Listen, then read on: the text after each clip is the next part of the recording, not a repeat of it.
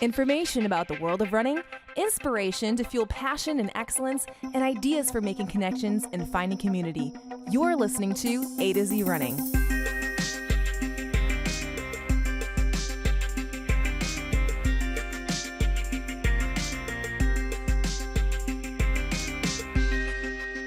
Hi, everyone. Welcome back to the AtoZrunning podcast, where we help runners thrive. I'm Andy. And I am Zach. And to show our appreciation to you for joining us today, we want you to go to AtoZrunning.com and look for the word follow, because then you can get all of the excellent content that we are posting and sharing and creating, and all of the different ways that we're doing that. Certainly, you're going to get a lot of that here, but not quite all of it. And so, in order for us to gift that to you, you want to head to AtoZrunning.com. So you don't miss anything like this week's topic. Todd Buckingham of the Mary Free Bed Sports Rehabilitation Performance Lab makes his third appearance on the show, this time to discuss the science of losing fitness and the physiological changes that occur when we are not training. After that, we've got the latest from the world of running, including the Tokyo Marathon, the USA Track and Field 15K Championships, and more. Thank you, as always, for your great comments and interactions with AtoZrunning. You make our community better, and without you, there is no community, because we need to be together to create that community. 49 of you saved the video of Zach demonstrating the single leg spring. So I'm wondering, do you all want more of that? It seems like that was something you guys interacted with quite a bit. Yen Lee of Two Corrals wrote, yes, single leg exercises are essential for runners. Got to give this one a try. And you never know what comes your way in the track, soccer balls, lacrosse balls. She's referring to Zach retrieving a ball for miles while he's doing the single leg spring. Thank you, Yen. We agree. Single leg exercises are essential for runners. And if you guys want more of that kind of content, please let us know. We'd be happy to create more of that. And thank you, Yen, for your comment. Now, coming up is Rivertown races in Grand Rapids. So if you're interested in getting in a 10K, a half marathon, a 5K, this might be something for you to check out in Grand Rapids, Michigan. It's on April 23rd, and you can get 10% off at A2Z 2021. That's the code ATOZ 2021. And we will link to that at AtoZrunning.com. Now on to our main topic.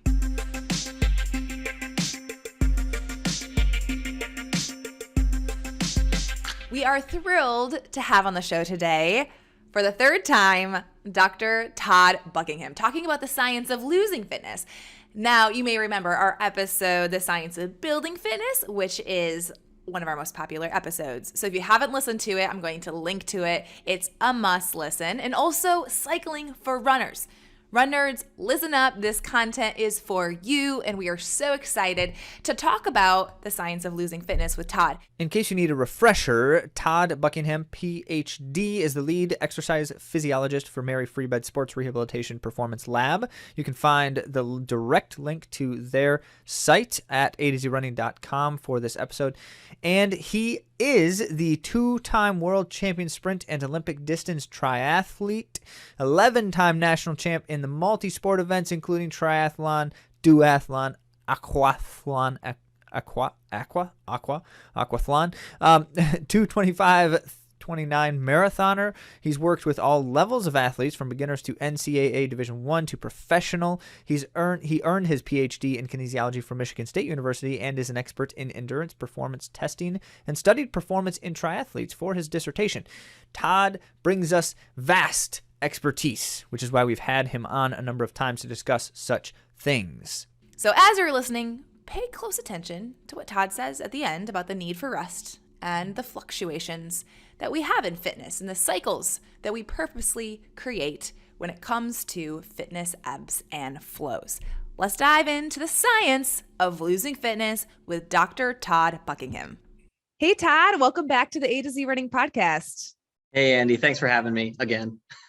Well, we loved our episodes with you previously, and we talked about the science of building fitness. So I thought it was only appropriate that we talk about the science of losing fitness. And that's our topic here today.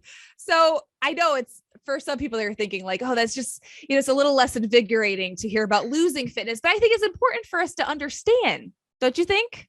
Absolutely. And I think a lot of people don't realize just how much fitness you can lose in such a short amount of time. So they think, oh, taking some time off here and there, it's not going to be the worst thing in the world. But as we will talk about, you might want to rethink that. Okay. Oh man. Foreshadowing.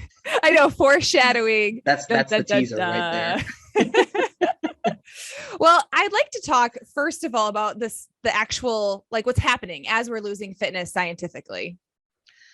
Well, there are a couple different things that we have to look at when we talk about fitness. So we talk about like cardiovascular fitness, so your heart, your lungs, your muscles, but then we talk about structural fitness, so your joints and tendons and ligaments. So when we're talking about cardiovascular, let's go with that first. So cardiovascularly, when we lose fitness, what happens is your cardiac output, the amount of blood that your heart pumps out in a minute, that's going to be the main driving force in you losing fitness. And backing up even more, when we talk about fitness, I think in my first podcast, we talked about VO2 max and what that means. And if you're not familiar, go back and listen to that first podcast. But in short, VO2 max is basically your aerobic fitness. So when we talk about losing fitness, we're actually losing VO2 max, and it's primarily due to a decrease in the amount of blood that your heart pumps out with each minute, and specifically the amount of blood that your heart pumps out with each beat. So that's called your stroke volume. So if you imagine your heart is filling up and then squeezing all the blood out, well, what happens when you lose that cardiovascular fitness is that your heart doesn't fill up as much, and so it doesn't squeeze out as much either. And so you're not pumping as much blood out with each beat and each minute. And so your aerobic, your cardiovascular fitness is going to be diminished. And that's because the blood carries oxygen. Oxygen, we use that to supply our bodies with energy. And if we don't have as much blood and oxygen going to the muscles, we're not going to have as much energy. So stroke volume is the primary driver behind a reduced cardiovascular fitness in the short term. And I'm talking about like 1 to 2 weeks, 7 to 14 days. Without exercise, you can actually see a pretty big decrease, about 7 to 10% of your aerobic fitness. Structural fitness actually declines even more quickly, unfortunately. So if you're not running consistently, then your bones, joints, muscles, they're not going to be used to that pounding of your feet on the pavement. And so if you take an extended break, your cardiovascular fitness might not decrease that much, but your structural fitness, you're probably going to feel sore the next couple of days after your first run back after an extended break, because that structural fitness is actually decreased a lot more than that cardiovascular fitness. That's interesting. So is this this is 0 amounts of running here? And is this also, I know it's so complicated, right? Because then when you throw in like other activity and things like that. So I guess that leads me to another question, which is what can we do to reduce these numbers? Because like 7 to 10% sounds like a lot. Yeah, I mean, it definitely is, especially depending on where your fitness is at. So if you are a higher level athlete, that 7 to 10% could mean the difference between winning a race and finishing 10th.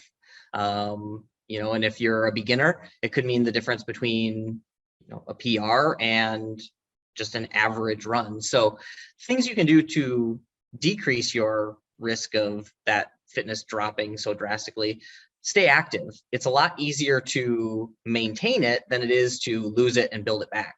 So even if you're not able to run, and this is why when runners get hurt, we cross train, right? We cycle, we swim, aqua jog, just something to keep that cardiovascular fitness there. Now, that being said, your structural fitness is going to decrease, but you're going to be able to build that back.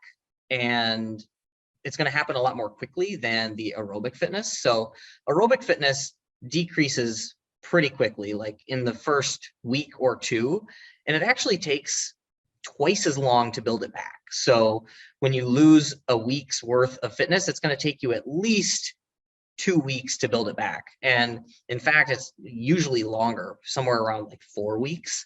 So it's really unfortunate because it goes away so quickly and it takes so long to get it back. So your best bet is to maintain that cardiovascular fitness, whether it's cycling, swimming, any type of exercise, even walking, if you can, is going to help keep that cardiovascular fitness there.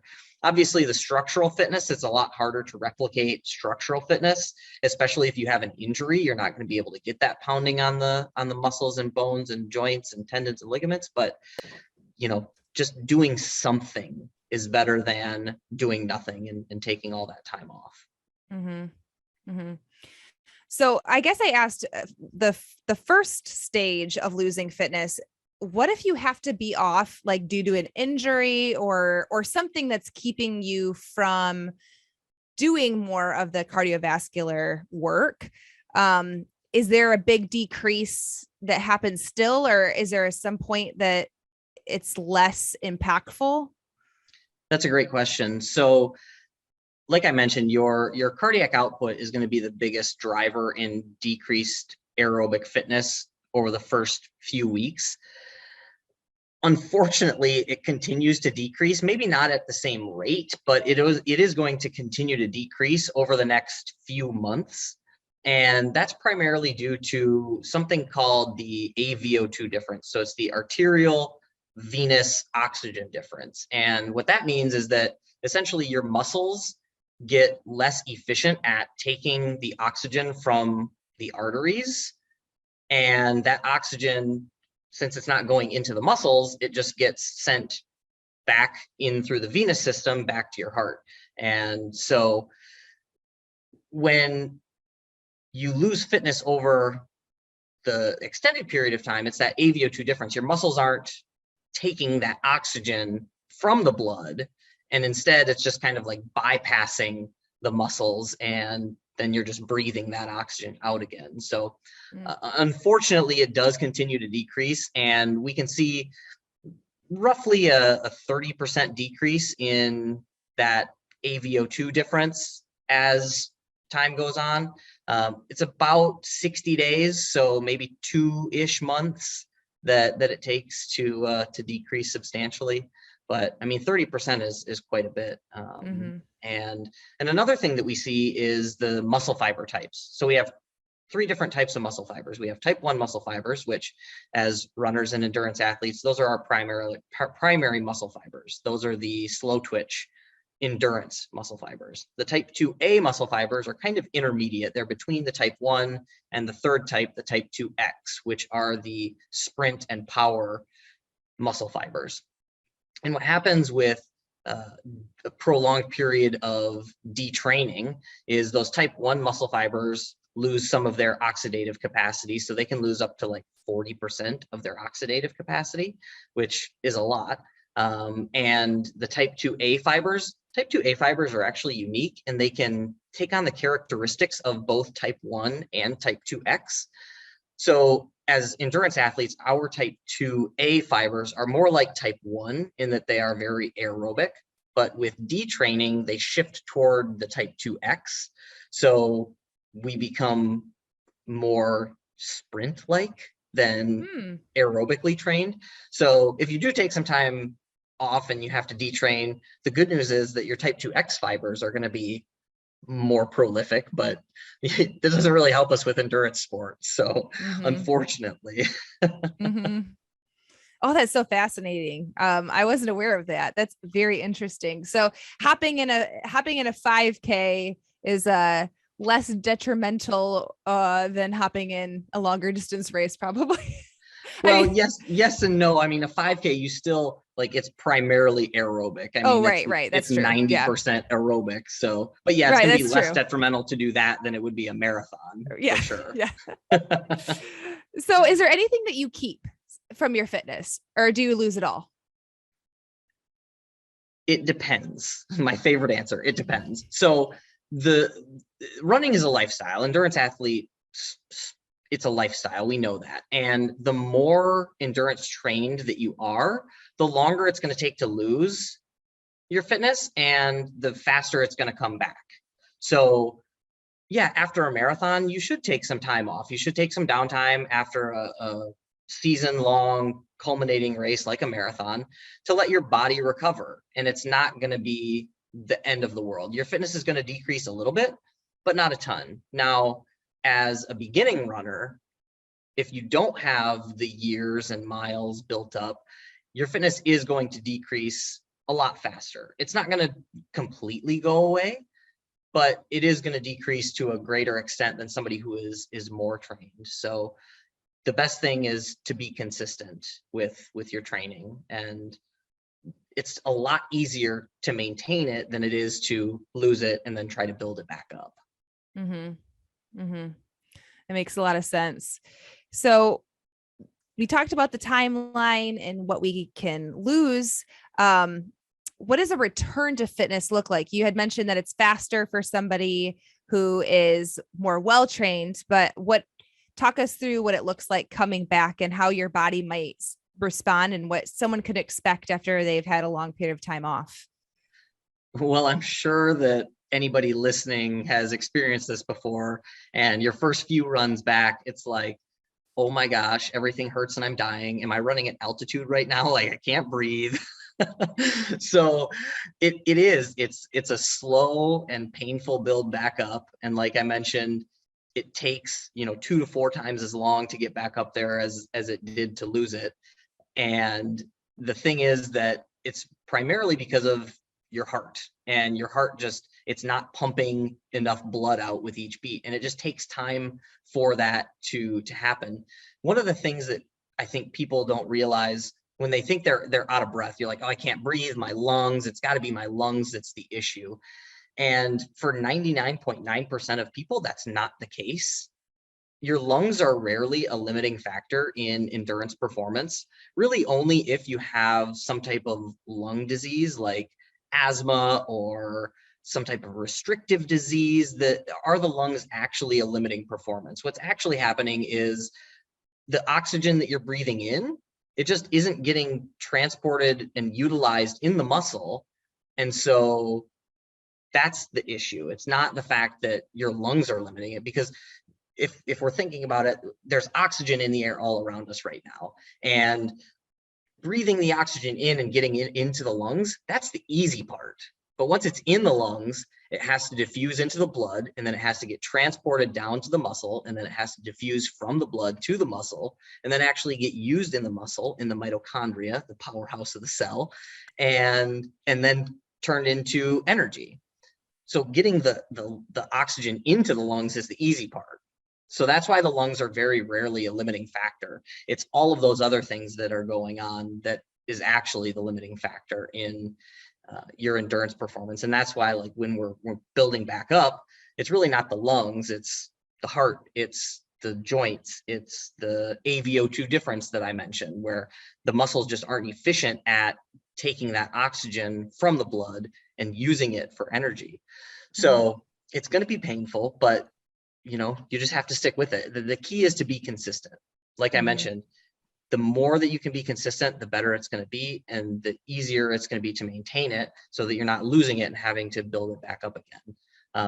But from a physiological standpoint, that heart rate, the Avo2 difference, stroke volume, all of those things are going to contribute to you getting back to where you want to be. But you will notice that your heart rate is quite a bit higher for a given intensity. Say you're running an 8-minute mile, and before your injury, or you took the time off, let's say your heart rate was 140 beats a minute at 8-minute mile. Well, after the time off, your heart rate might be 150 for that same intensity. And that's because your heart isn't pumping out as much blood with each beat, right? That stroke volume that I mentioned. So in order to meet the demands of the activity, the cardiac output, your heart rate has to beat faster because your heart's not pumping out as much blood with each beat. So that's why we typically see that higher heart rate for the same intensity, even though, a few months ago, I was able to do that at this heart rate. Now that I'm detrained because my stroke volume is lower, my heart rate has to be higher in order to meet those demands. I didn't prepare you for this question. So if you don't have an answer right away, it's Ooh. okay. I just thinking about like, you know, how watches will tell you that you're detraining and it's not always true. Why is that? Why does that happen? So a lot of us have the Garmin watches, right? And they tell you detraining or you're peaking or whatever it is for fitness. And the way that it does that is based on your heart rate, essentially. So it takes your heart rate in and it correlates it with your pace. And so if it notices that like, hey, you know, you're running at, like I said, 8 minutes per mile and your heart rate's 150 beats a minute. Well, 2 weeks ago, it was 140 beats a minute. So it recognizes that and says that you are detraining because you're not as fit as you were, because the lower your heart rate for a given intensity, the more aerobically fit you are. So, you know, for you or I, it might be easy for us to run a 7-minute mile and keep our heart rate at 130. But for somebody who is less aerobically fit, well, that might be 7-minute mile might be their max. So it's their heart rate's 180. So if the watch detects you or I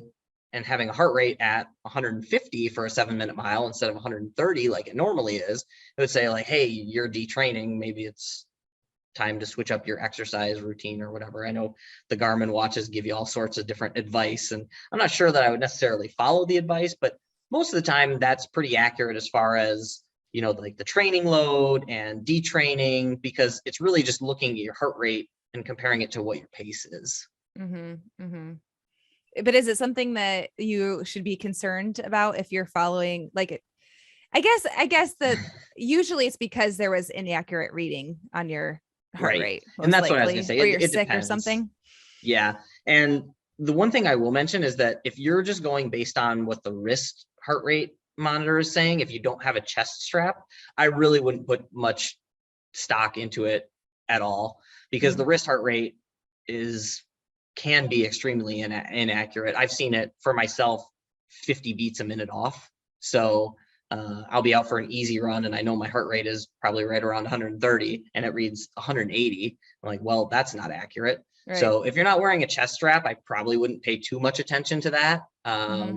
But yeah, I guess it's important to just look at trends over time. So if it says it for one run, big deal. But if it's saying it for like multiple runs in a row and you look at the data and it looks accurate, it's not like huge spikes, then maybe, yeah, you should probably be a little concerned. But that's why it's important to look at it over time and also to just make sure that there's no fluctuations in that data that could be skewing the results. I know people always wonder about that. So I thought I would ask you that question because, you know, we wonder when we're looking at our watch what that actually means and, you know, how we should interpret it. So that was a great answer. Thank you. I have another question, and I think we've probably gone over it a bit, but are there any benefits of prolonged rest that you can identify from a physiological standpoint? Absolutely. Like I mentioned with, you know, a marathon or the end of the season, you should take some rest. It's important that your fitness levels change throughout the year, because if we want to peak for a race, that means that we have to have some valleys too, right? You can't have the mountaintops without the valleys. If your fitness just stays the same the entire year, then you're not actually peaking for a specific event. It's just your fitness is going to be the same all year long.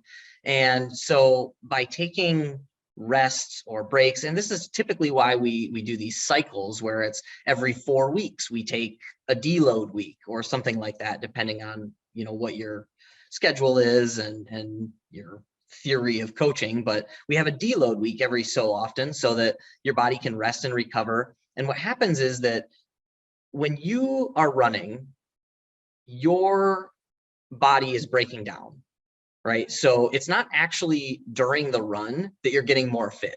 It's during the rest and recovery that your body is repairing itself to be able to handle that same effort or more.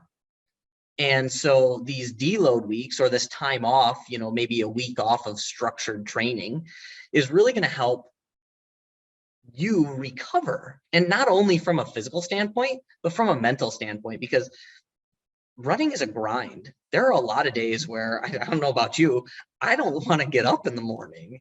And so having a week off where it's just unstructured training, or you're just going to go for a walk or ride your bike, it's really important mentally as well as physically, because it allows you to kind of get that hunger and desire back to actually get up and get out the door and improve. Because if you're doing that day after day, year round, it really takes a toll. And no, you might not feel the effects after a few months or even a year, but if you're doing that for year after year after year without taking any breaks, that takes a big toll. And I don't know about you, but Des Linden, one of my running heroes, she famously took like 6 months off of running after one of her races a couple of years ago. And it was like, wow, she's a professional runner. Like, she gets paid to do this and she's not running. And so taking that time off for her was more about the mental than the physical aspect. And so, yeah, it's important from the physical aspect. It allows your body to absorb the training and be better than you were before, but it also helps from a mental aspect as well. Mm-hmm. I think that for many of us, unless we're injured, sometimes it's hard to give ourselves that time. And there are always concerns about losing fitness. And sometimes that's an exchange that needs to be made in order for our well-being, and to know that it's going to be a lot of work to recoup that fitness. But in the end, we're going to have a better cycle, a better lifestyle, and we're going to thrive better, right? Absolutely. And one of the problems with us as runners, a lot of us are very ambitious and we don't want to take the time off because, you know that Zach's out for a run, so I have to be out for a run because I don't want him to beat me at the next race.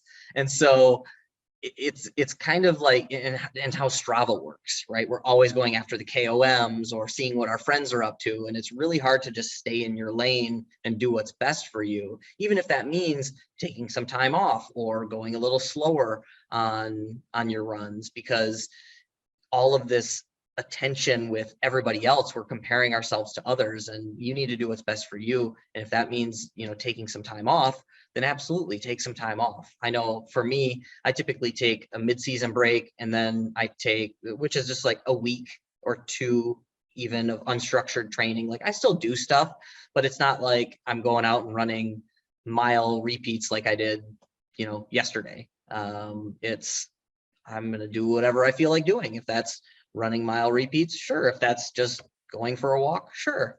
So I typically do that in the middle of the season, but then also at the end of the season, taking a few weeks kind of like completely off and not really doing a whole lot of anything. I'll still, like, I kind of the mid-season break, do a little something, but it's not structured at all. And that's kind of how I have my athletes train as well, is do whatever feels good. If you want to go for a swim, go for a swim. If you want to bike, do that. If you want to run, do that. If you just want to do yoga, that's fine too. But it is important to take those breaks and recover, and mentally and physically. Mm-hmm. Well, I'm glad that you shared with us that, your process in going through this, because it can seem intimidating, losing it quickly, and then the work it takes to gain it back. So for you spoke about in your breaks, you'll often do some unstructured time and things like that. Does that ever affect you, like thinking about loss of fitness, or how do you manage that in your own, like your desire to achieve and your needs for the mental and physical rest? Yeah, I look at it from a standpoint, kind of like I mentioned, where I know that I need to take this time off in order to be my best when I want to be my best. Am I concerned with being at peak fitness in February? No. I want to be at peak fitness at the end of June for the World Championships. I want to be at peak fitness in August for the National Championships. I don't care what my fitness is like now. It's probably not going to be as good as it will be in the future. And so I think, and this is why it's really important to have a coach, and I'm sure you guys do a great job of this, is like, you look at the whole picture, right? Athletes are so focused on here and now that they have a hard time taking a step back and looking at the full picture. So that's why it's important to have a coach who can look at the schedule and be like, okay, well, it's okay if we're not running 70 miles a week right now. your marathon is not until October when Chicago is, right?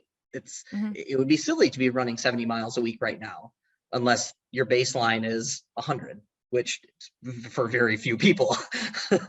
So as an athlete, you kind of have to take a step back and look at it and say, oh, okay, well, I don't care about, being at peak fitness right now. I need to do what I need to do now in order to be the best that I can be when I want to be the best. And I know that's one of the problems that a lot of my athletes have too, is that they're always like, go, go, go, push, push, push. I had an athlete text me the other day, and he's training for an Ironman, and his Ironman is not until November. And a buddy of his is also doing an Ironman.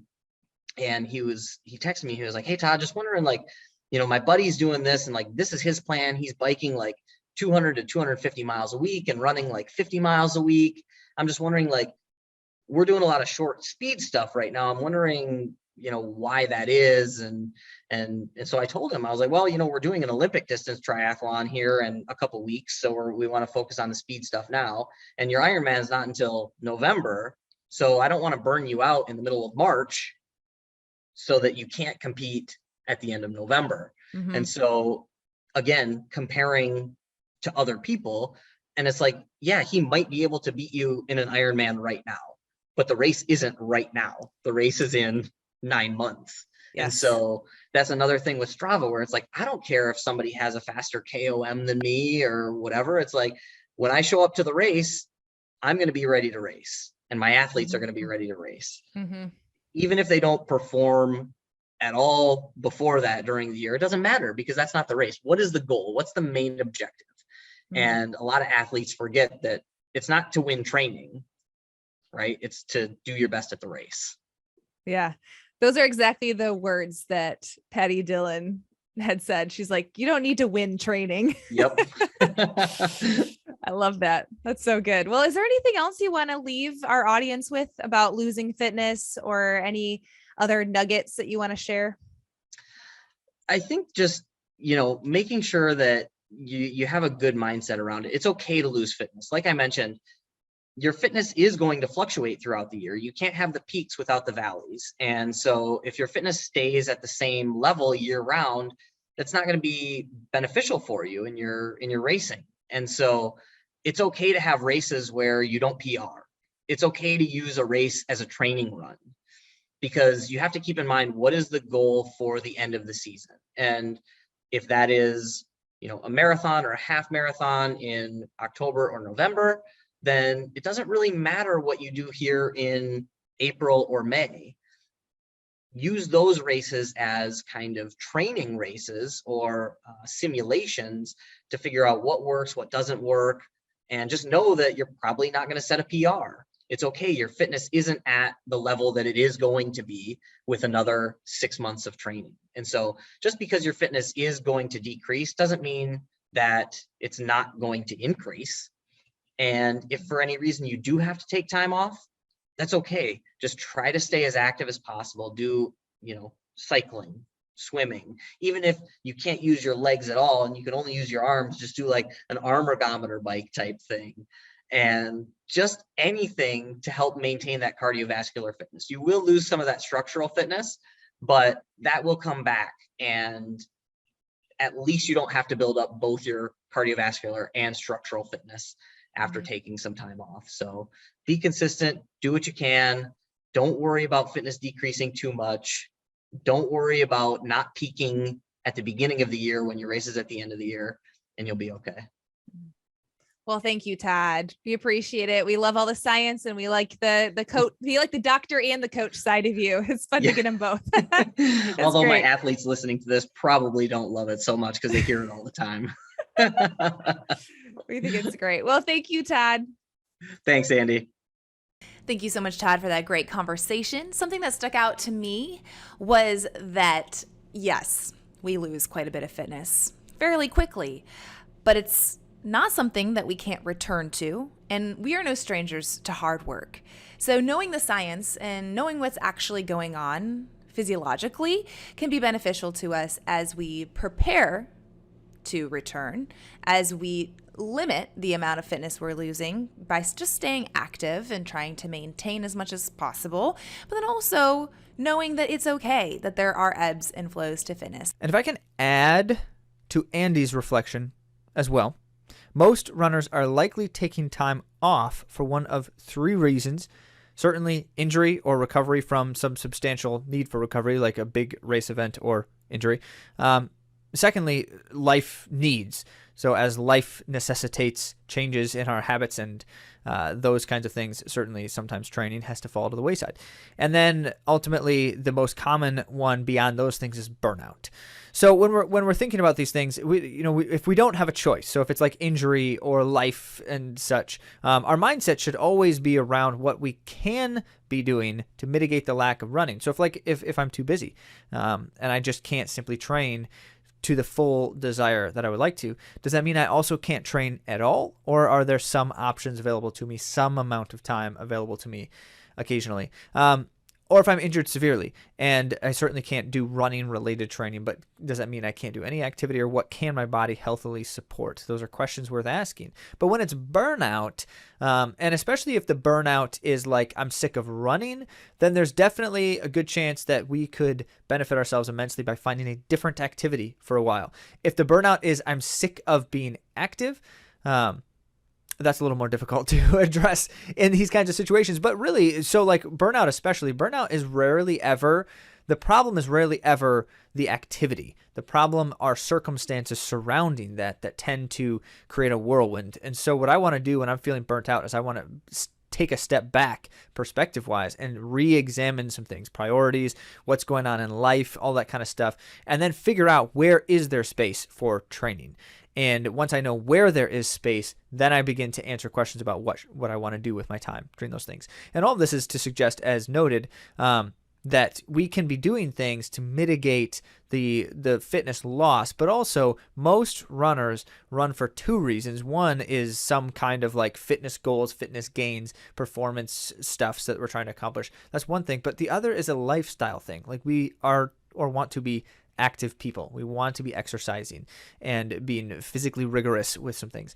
And so when that's the case, we have to try to find out what is it that in between all of this stuff, what is it that I can manage in order to sustain the lifestyle goals, not just the performance goals. So naturally, this can be a very tricky and difficult thing to figure out within a specific situation. So if you want another set of eyes on your situation, feel free to send a question our way and we will answer it on air, in fact. And certainly we'll include that in the earliest possible opportunity, like our monthly Q&A episodes. So thanks for those thoughts, Todd and Andy. And now let's get on to the world of running.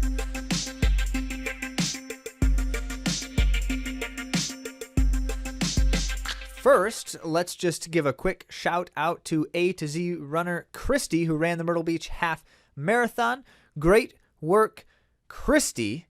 Now, first up on the docket. You know how much we love reporting on U.S. championships, and this week we get to report on the USATF 15 National Road Racing Championships, and it was hosted by Gate River Run in Jacksonville, Florida. And on the women's side, Emily Sisson became the third fastest American woman in the 15K on the roads of all time. And this is unique. The race was actually swept by Emily's. Number one, Emily Sisson, as I mentioned, in a time of 47:28, which was very dominant over second place Emily Durgan. She ran 49:17, and then Emily Einfeld not too far behind in 49:46. So that's fun. All Emily's. Something about those Emily's. And then on the men's side, you may not recognize the name of our winner today, but he's no stranger to high-level races. The winner of the men's 15K USATF Road Racing Championships was Nico Montenez, and he ran a time of 43:09 over Olympians Leonard Career and Hillary Bohr. So he had to do a lot of work to win this one. It was a great showing of excellent runners in the field. So even though this is his first national championship win, he's no stranger to high-level races. He's running the Olympic Trials Marathon, and he has posted an exceptional half-marathon PR of 1:01:13. So that's very exciting. We also want to note that Zach Panning of Michigan was also in the race. He was 8th in a time of 43:31. And this is a much tighter race than the women's race because Leonard Career was only 4 seconds behind Nico in a time of 43:13, and then Hillary Bohr was 43:14. So again, close races for that podium finish as part of the USATF road racing circuit. And next up is the Tokyo Marathon. This, as reported by NBC, as well as we've got a link to the complete results if you want to be able to like data dig, which is something we love to do ourselves. Couple quick reflections here. The Tokyo Marathon was definitely a competitive one, being that both the men's and women's current world record holders were running the races amongst many of the rest of some of the fastest current marathoners in the world today. And so it was very competitive, and that always promises interesting things. In this instance, there were no upsets, as both the men's and women's world record holders won their respective races as well, which is, it's kind of great to see those things too. But as Tokyo Marathon goes, it's definitely a good one this time around. Eliud Kipchoge, then, therefore, of Kenya, won his first Tokyo Marathon. He's not run it before, certainly has not won it. And this marks then his 4th unique majors win. He's won Berlin, London, Chicago, and now Tokyo, and all told his 9th total World Marathon Majors victory. He ran a 2:02:40 to take the victory by about 33 seconds. This is the 4th fastest marathon time ever run by a man, like legit marathon time. And you should recall that he holds the world record. He also has the 3rd fastest time. So now he's got 3 of the top 4 fastest times. And a quick note here, the first Japanese man to cross the line, being home turf, was Kengo Suzuki, who is the current Japanese record holder. He finished 4th in the race and did so not that far off of his current Japanese record. He ran 2:05:28 in this instance. And that's good stuff. Now, on the women's side of the race, Bridget Koskei won for Kenya. She currently holds the world record in 2:14 and change. She won in a 2:16:02, which is the only other person who's run faster than that, except for herself, is Paula Radcliffe, previous world record holder. So that's an impressive feat. She won by nearly 2 minutes at that. And it should be noted, this is her 3rd unique World Marathon Majors victory now. She's won Chicago. She's won London. I think those are her other 2. And then it's her 5th overall World Marathon Majors victory. So she also has a great track record on the marathon scene, not only running world record types of times, but winning some marathon majors. In second place was Ashidi Bakari of Ethiopia. And she was, as noted, about 2 minutes behind. So it was a very challenging pace that Koskei was setting.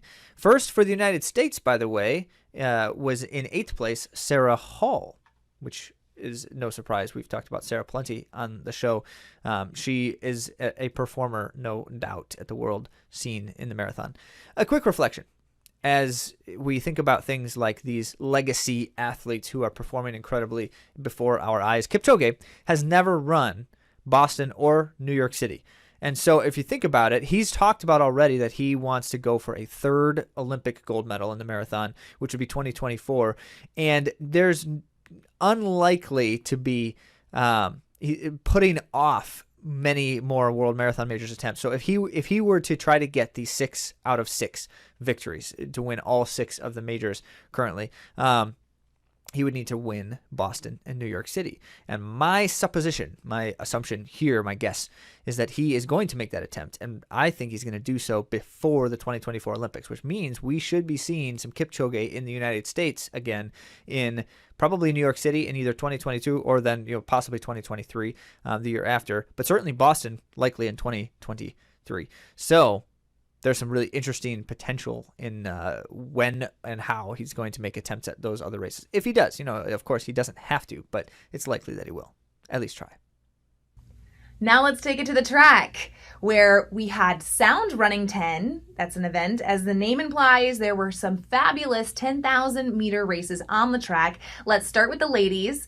9 women 9 women qualified with the world standard at this race, which makes it an incredibly deep field. And at the front was Elise Cranny, who ran just over a second shy of Molly Huddle's 10,000 meter outdoor record, making her the second fastest in American history. And in the men's race, very exciting, another deep field, we had Grant Fisher claiming another American record. He's making headlines again just 23 days after his indoor 5,000 meter record. And this was over Galen Rupp's previous record of 26:44.84. Grant lowered that to 26:33.84. So 11 seconds. 11 seconds.